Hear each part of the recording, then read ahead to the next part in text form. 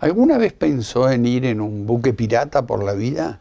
Con una calavera como bandera, con alguna enseña agresiva para intimidar al enemigo. Bueno, los piratas venían acá, donde vamos a ir a almorzar, Ruta del Placer, Routine Wines. Nos vamos a ir a una isla que conforma parte de un archipiélago destacado, en una posición geográfica muy bien ubicada, poco conocida, poco recorrida, muy bien comunicada por la embajada, por su país, pero no figura muy en los itinerarios de mucha gente.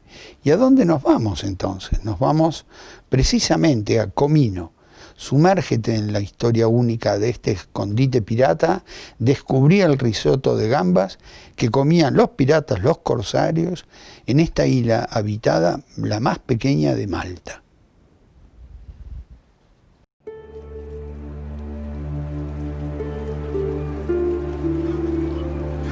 For centuries, the island of Comino was home to pirates, corsairs, and poor farmers. It was on this outcrop that the local Maltese tried to build a castle nearly 200 years before the Knights of St. John arrived on our island. However, this castle was never built. Our inspiration today is not medieval Malta, however, it is early modern Malta and the story of Comino throughout those centuries.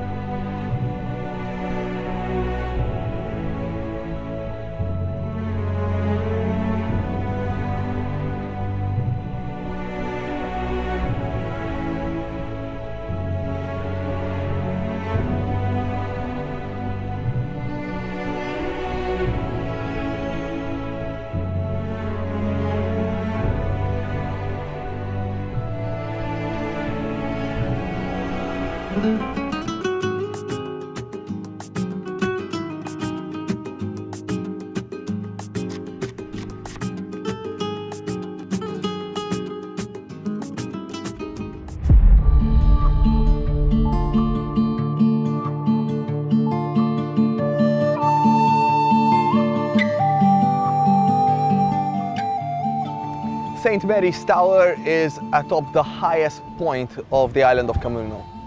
For around 400 years, the tower, which is behind me, has watched over the Gozo Malta Channel. The island was shelter for thousands of corsairs, pirates, knights, and fishermen. Exactly in 1779, Captain Preziosi, a Maltese corsair, was here, just beneath the tower of Comino. He sent his small tender boat, the Felucca, to inform the Toraro that they intended to spend around 3 to 4 days on the island, replenishing supplies and getting ready for the rigors of the Corso. Cleaning their muskets, cleaning their cannons, and preparing for one final action on the Mediterranean.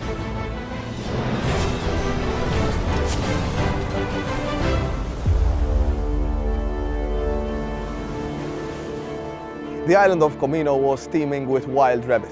It was the perfect meal for any corsair seeking shelter on the island. However, this was not the only activity that the corsairs were doing here. Illegal activity was rampant. Smuggling and Gozotin sailors would come over here to trade in illegal goods. That's why Grandmaster Pinto 1740 built this police station behind me, trying to curb this activity. In fact, it is probably the oldest working police station on the island of Malta. The police station on the island brought control to the island, and we now know all the details of what was being bought and what was being sold. The documents are still found in Valletta.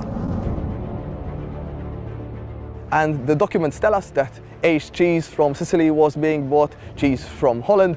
There were various types of vegetables and fruit, like artichokes and strawberries. There were also 3 types of pasta. This food was either being stowed away on board the ship to be used later on, or eaten in the evening as a meal.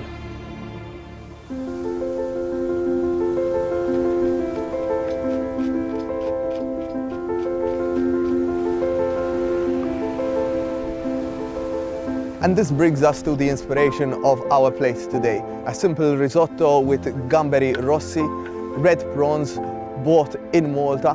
From the lists that we have studied, we have found that these prawns were very, very popular in Malta. So the risotto is being made with local prawns, and because Captain Preziosi around 1770 wanted to be a little bit sophisticated, he added pistachio from Bronte to his plate. However, for his sailors, Captain Preziosi only prepared simple eel patties from some eels which they caught from Comino on that same day.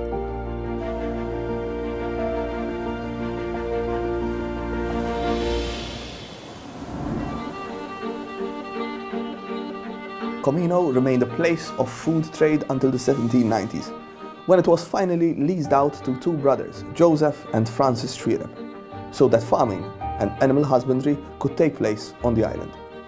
Yet this was a short-lived enterprise, as Malta went through a turbulent time between 1798 and 1800.